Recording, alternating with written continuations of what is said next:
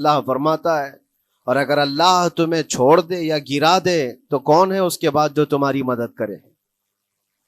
کوئی ہے جو اللہ کے علاوہ تمہاری مدد کر سکتا ہے؟ جب نہیں ہے تو پھر آگے ہونا کیا چاہیے؟ وَعَلَى اللَّهِ فَلْيَتَوَكَّلِ الْمُؤْمِنُونَ، تو مومنوں کو چاہیے کہ وہ صرف اللہ پر بھروسہ کر کے رہیں۔ فتح، نصرت، مدد، یہ سب جو چیزیں ہیں بہت سارے لوگوں کے ذہن و دماغ میں ایسے ہے کہ فوراً آ جانا چاہیے۔ کوئی بھی فتح ہو، کوئی بھی مدد ہو، بغیر تمہارے اسٹرگل کیے ہوئے، بغیر مصیبت اٹھائے ہوئے نہیں ملے گی۔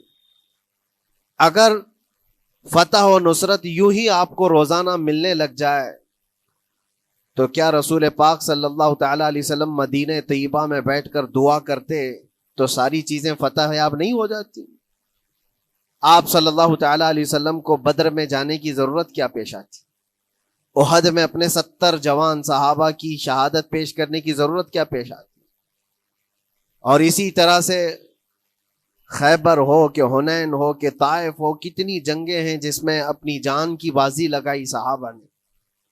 سب سے بڑا معرکہ تو کربلا کا دیکھیں آپ، جہاں پورا کا پورا خاندان شہید ہو گیا ہے۔ تو فتح و نصرت بغیر قربانی کے اور بغیر تکلیف کے ایسی ہی آ جائے؟ آج کے زمانے میں ہم سوچ کر کے بیٹھے، ایسا نہیں ہوتا۔ اسلام زندہ ہوتا ہے ہر کربلا کے باہر، اور اللہ کی مدد آتی ہے، یہ بھی نہیں ہے کہ نہیں آئے گی۔ کچھ لوگ مایوس ہوتے ہیں، کچھ لوگ نروس ہو جاتے ہیں اور بھاگنے پر مجبور ہوتے ہیں۔ یہ امتحانات کی گھڑی ہوتی ہے۔ ایک حدیث پاک میں آپ کو بتاتا ہوں، اللہ کے نبی صلی اللہ تعالی علیہ وسلم ارشاد فرماتے ہیں کہ آخر زمانے میں ایک ایسی عظیم جنگ ہوگی ایمان والوں کی اور رومیوں کے درمیان۔ کفار و مشرکین ہیں اور مسلمین ہیں۔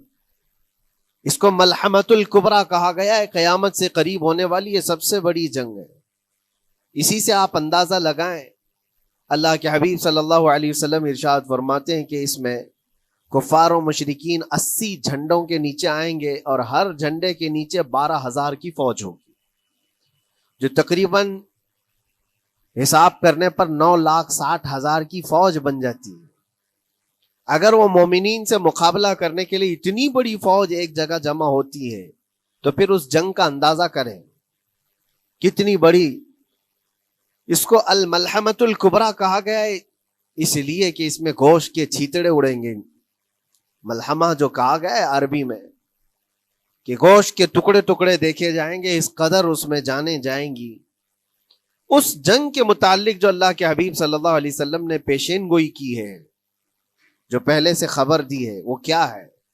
فرمایا کہ پہلا دن جب ہوگا مقابلہ کا تو اس میں مسلمانوں کی جماعت میں تعداد کتنی ہوگی یہ تو نہیں بتایا گیا۔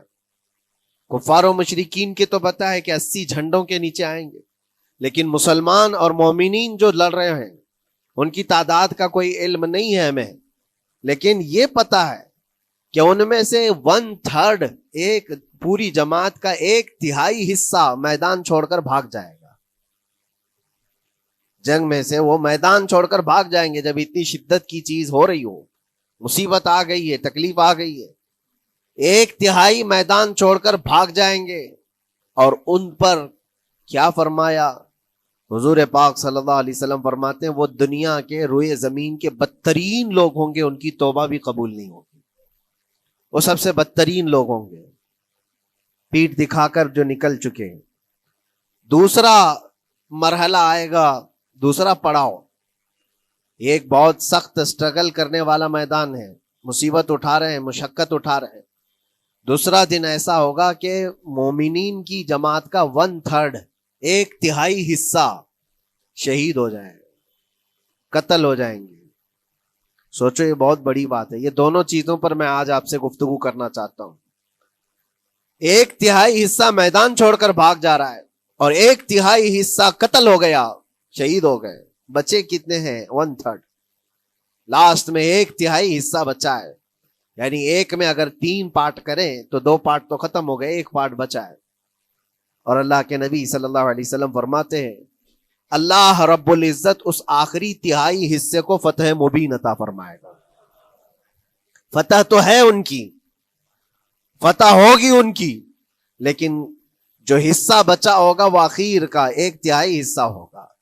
اب اس پر مجھے عرض یہ کرنا ہے، مومنوں کو اگر فتح دیکھنا ہے، اللہ کی نصرت اور مدد دیکھنی ہے، تو یہ 2 چیزیں تو برداشت کرنی پڑیں گی۔ کون سی؟ پہلی چیز اپنوں کا چھوڑ کر بھاگ جانا، اور دوسرا اپنوں کا اپنے سامنے مر جانا۔ یہ دونوں چیزیں ہمیں دیکھنا پڑے گا۔ بہت سارے ایسے ہوں گے جو چھوڑ کر جا چکے ہوں گے، دامن چھڑا رہے ہوں گے، بھاگ چکے ہوں گے، اور کچھ وہ ہوں گے جو لڑتے لڑتے اپنی جان دے چکے ہوں گے۔ یہ دونوں بھی بہت سخت مسئلے ہیں میرے عزیزوں، انسان کو یہ پگھلا دیتی ہیں چیزیں۔ اگر آپ کو ایسا لگے کہ میرے اپنے جاننے والے لوگوں میں سے کچھ لوگ مجھے چھوڑ کر بھاگ جا رہے ہیں، تو یہی انسان ٹوٹ جاتا ہے، اس کے دل کی کیفیت بدلنے لگ جاتی ہے، وہ پھر مایوسی کا شکار ہونے لگتا ہے۔ میری جماعت میں 100 لوگ تھے، 90 تو بھاگ رہے ہیں، 10 کیا کریں گے؟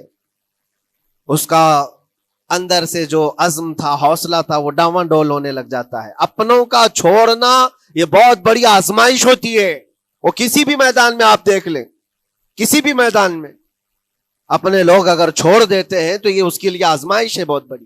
اور دوسری آزمائش تو یہ ہے، بچے آدھے تھے، اس میں سے تو آدھے انتقال کر گئے۔ کبھی میرا عزیز دوست، کبھی میرا عزیز مشورہ دینے والا مشیر، کبھی بہت زیادہ مجھے سپورٹ کرنے والا، ایسے لوگ جب انتقال کرنے لگ جائیں تب پھر آدمی پھر ٹوٹ جاتا ہے۔ کچھ تو بھاگ گئے اور کچھ تو قتل ہو گئے، میں کیا کروں گا؟ میرے عزیزوں، جو اخیر میں بچنے والے لوگ جو ہوتے ہیں نا، وہ معمولی نہیں ہیں، وہ اللہ کی ذات پر سب سے زیادہ توکل کرنے والے لوگ ہیں، ان کو کوئی چیز ہٹا نہیں سکتی۔ اپنوں کی بے وفائی بھی ان کے قدموں میں لرزہ نہیں لاتی، اور اپنوں کا انتقال ہو جانا بھی ان کے حوصلوں کو نہیں توڑتا، تبھی جا کر کے اللہ تعالیٰ انہیں فتح مبین عطا فرماتا ہے۔ اور یہ چیز ملحمت الکبریٰ میں دیکھی جانے والی تھی، دیکھی جانے والی تھی، جو قیامت کے قریب ہونے والی جنگ ہے۔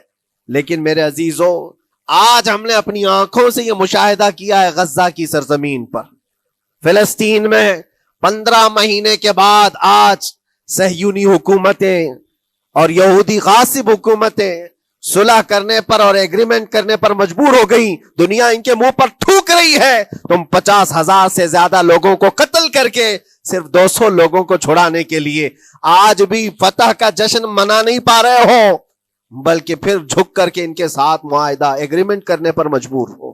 یہ فتح ان بچوں کی نہیں ہے تو اور کیا ہے، ان مظلوموں کی نہیں ہے تو اور کیا ہے، جن کے پاس کھانے کو روٹی نہیں ہے اور پہننے کو کپڑے تک نہیں رہ گئے، ان کے علاج معالجے کے لیے دوائیاں نہیں رہ گئی، لیکن عزم اور حوصلہ ایسا ہے کہ اللہ ابھی ہمارے ساتھ۔ میرے عزیزوں، ان کے توکل اور ان کے عزم کے متعلق یہ صرف اور صرف اخبار کی باتیں نہیں ہیں، سوشل میڈیا کی باتیں نہیں ہیں۔ مخبر صادق رسول کریم صلی اللہ علیہ وسلم نے 1400 سال پہلے ہی بشارت دی تھی۔ اللہ کے نبی صلی اللہ علیہ وسلم فرماتے ہیں کہ دمشق کے ابواب یا پھر بیت المقدس کے آس پاس رہنے والوں میں ایک جماعت ہمیشہ قیامت تک ایسی رہے گی جو حق کے لیے لڑتی رہے گی۔ حضور پاک صلی اللہ علیہ وسلم فرماتے ہیں حق کے لیے وہ لڑتی رہے گی، قیامت تک ایک جماعت ہوگی۔ اور ان کی فضیلت میں میرے آقا فرماتے ہیں کہ ان لا یضرهم خذلان من خذلهم، ان کو دھوکہ دینے والوں کا دھوکہ ان پر کچھ اثر نہیں کرے گا، یا پھر ان کو چھوڑ دینے والے یا ان کی بات نہیں کرنے والے، یہ سب چیزیں ان کو کچھ بھی ضرر نہیں پہنچائیں گی۔ میں اس سے قبل اسی مسجد میں آپ کے پاس اس حدیث کو دہرا چکا ہوں، بیان کر چکا ہوں۔ اللہ کے نبی صلی اللہ علیہ وسلم فرماتے ہیں ان کو کوئی چیز نقصان نہیں پہنچائے گی، دھوکہ دینے والوں کی دھوکہ دڑی ان کا کچھ نقصان نہیں پہنچائے گی۔ آپ ہو سکتا ہے سوال کریں، عمارتیں ٹوٹ کر راکھ میں بدل گئی، ہزاروں بچے قبروں میں سو گئے، کتنی عورتیں بیوہ ہو گئیں، کتنوں کے گھر اجاڑے گئے، کتنوں کے ہاتھ پیر توڑے گئے ہیں، بمباری میں وہاں پر کون صحیح سلامت رہا، 2 لاکھ کے قریب لوگ متاثر ہوئے، اور مولانا آپ کہتے ہیں حضور نے فرمایا حدیث میں ان کو کچھ نقصان نہیں ہوگا۔ یہ نقصان نہیں ہے تو اور کیا ہے؟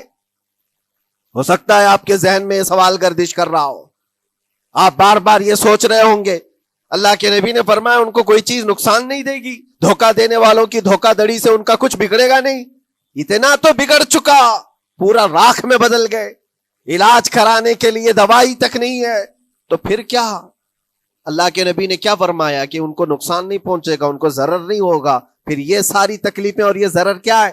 میں بتاتا ہوں میرے عزیزوں، جسم کا نقصان، جان کا نقصان، مال کا نقصان، جائیداد کا نقصان، یہ اللہ کے نبی نے نہیں فرمایا. یہ نقصانات مومن کے لیے کوئی معنی نہیں رکھتے. اگر ایمان سلامت ہے تو پوری کائنات سلامت ہے، اور یہ اللہ تبارک و تعالیٰ نے آج تک ان کے ساتھ رکھا ہے. ان کا ایمان محفوظ ہے، ایمان موجود ہے، جس کی وجہ سے یہ سارے نقصانات کچھ معنی نہیں رکھتے. اس لیے کہ یہ تکلیفیں، یہ جو ساری مصیبتیں آئی ہیں، اس پر تو اللہ تعالیٰ نے اجر عظیم کا وعدہ فرمایا ہے، اجر عظیم کا وعدہ فرمایا ہے. ہاں اگر ایمان ہی چلا جاتا تو پھر کون سی جنت ملتی، کون سی خوشبو جنت پاتے؟ کچھ نہیں ہوتا. ایمان سلامت ہے، جس کی وجہ سے انہیں دنیا میں بھی اللہ سرخروئی عطا فرمائے گا. ایک بھی جگہ سے کہیں ان نہتے مسلمانوں کو جو غریب مظلوم ہیں اور ٹوٹے پھوٹے ہاتھوں اور ٹکڑے پہنے ہوئے بچے ہیں، ان کو کوئی یہ نہیں کہتا کہ یہ ظالموں کے لوگ ہیں، بلکہ ہر کوئی یہ کہتا ہے ایک ظالم کے خلاف جس کے پاس دنیا کے سارے آئٹم پاور ہیں، لیکن یہ نہتے بچے کھڑے ہیں، دعائیں بھی ان کے ساتھ ہیں اور رحمت الہی بھی ان کے ساتھ ہے. سلام ہے ان غزہ کے مظلومین کو. اور وہاں تو بچے، مرد تو مرد، عورتیں. آپ نے سنا ہوگا ان جوان لڑکیوں کا، میں نے دیکھا تھا، وہ کہہ رہی تھی کہ ہم رات کو برقع پہن کر کے اور رات کو ہم حجاب پہن کر کے سو جاتی ہیں، اس لیے کہ بمباری میں جب گھر تباہ ہو جاتے ہیں، صبح لوگ لاشیں اٹھانے آتے ہیں تو کہیں ہم بے پردہ لاشوں میں نہ مل جائیں. سلام ان بہنوں کو. آج وہ عورتیں سبق لیں ان سے جن کو اللہ نے ہر طرح کی نعمتیں دی ہے. تمہارے گھر میں جائیداد بے پناہ ہے، مال و دولت بے پناہ ہے، کپڑے روز بدلنے کے لیے تمہارے پاس ہیں، سب رکھ کر کے تم عورتوں کو، آج ہم بازاروں میں جو بے پردہ دیکھتے ہیں، یہ شادی محلات میں ہر جگہ جو عورتوں کی بے حیائی اور بے پردگی دیکھ کر پھر میں سوچتا ہوں سلام ان بہنوں کو جو موت کی رات بھی حجاب ہٹانا نہیں چاہتی، اس لیے کہ دنیا سے جائیں تو اللہ کی بارگاہ میں حجاب کے ساتھ جائیں. یہ ایمان ہو تو پھر اللہ تبارک و تعالیٰ کی مدد بھی آتی ہے، نصرت الہی آتی ہے. مجھے بتاؤ میرے عزیزوں، 50,000 کا خون کر دینے والا وہ ظالم اور غاصب اسرائیل، وہ اپنے 200 قیدیوں کو چھوڑا کیوں نہیں سکا؟ وہ حاصل کیوں نہیں کر سکا 200 لوگوں کو؟ بلکہ ان میں سے 5 لوگوں کو کیوں نہیں حاصل کر سکا؟ 50,000 کو قتل کر ڈالا، اور وہ بھی سیویلینز کو، شہریوں کو جن سے تمہارا مقابلہ ہے، ان کی موت کی تو کوئی خبر ہی نہیں آتی. جو تم سے برسر پیکار ہیں، جو لڑ رہے ہیں، ان کے موت کی خبر نہیں آتی. بچوں کی موت، عورتوں کی موت، ہاسپٹل میں موت، یہ سارا جو ناچ دیکھا گیا ہے 15 مہینے سے ہم دیکھتے آئے.